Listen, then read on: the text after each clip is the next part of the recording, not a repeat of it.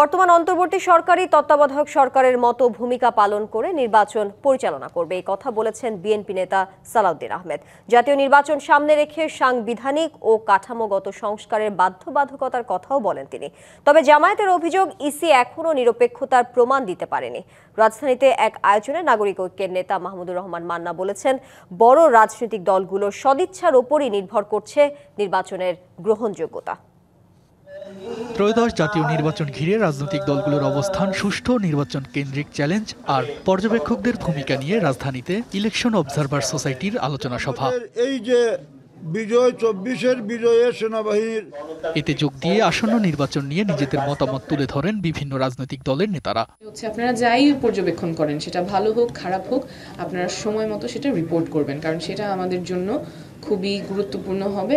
এটা ভারতের প্ল্যান যে স্বতন্ত্র নামে 300 আসনে আওয়ামী লীগের নেতারা নির্বাচনে অংশ নিবে এবং নির্বাচনটা বানচাল করবে।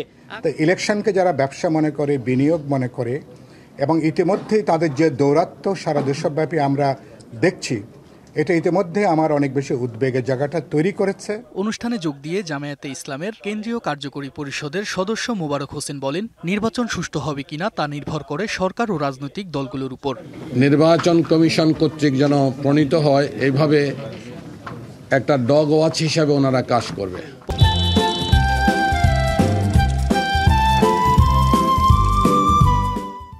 পর্যবেক্ষকদের নিরপেক্ষভাবে কাজ করার আহ্বান জানিয়ে নাগরিক ঐক্যের সভাপতি মাহমুদুর রহমান মান্না বলেন, নির্বাচন সুষ্ঠু করতে পুলিশের ভূমিকা গুরুত্বপূর্ণ। পুলিশ হলো সবচাইতে ভাইটাল ইনস্ট্রুমেন্ট বা ইন্টারনাল অ্যাডমিনিস্ট্রেশনের জন্য এবং নির্বাচনের জন্য সেটা করা দরকার।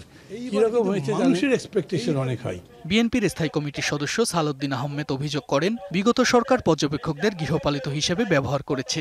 ভোটের বৈধতা দিতে বিদেশ থেকে শ্বেতাঙ্গদের ভাড়া করে আনা হতো বলে মন্তব্য করেন তিনি। বিগত সময়ে দেখেছি ফেসিবাদী আমলের সময় এই অবজারভারগুলোকে গৃহপালিত হিসেবে বানানো হতো নিজস্ব লোকজন দিয়ে, এবং বিদেশি কিছু মানুষ সাদা সামরাজ নিয়ে এসে তাদেরকে আন্তর্জাতিক পর্যবেক্ষক বানানোর বিভিন্ন ইতিহাস আমরা অতীতে দেখেছি। নির্বাচন সুষ্ঠু ও শান্তিপূর্ণভাবে করতে হলে পর্যবেক্ষণের বিষয়টি গুরুত্বের সাথে নেওয়া উচিত বলে মন্তব্য করেন বক্তারা।